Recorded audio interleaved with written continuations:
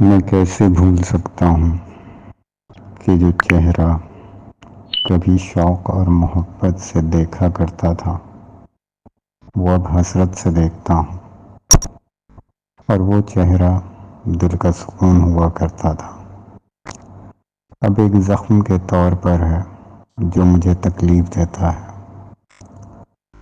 اس کے محبت کے چند الفاظوں کے لیے میری روح ترس رہی ہے۔ اس کی آواز روح کی تسکین ہوا کرتی تھی۔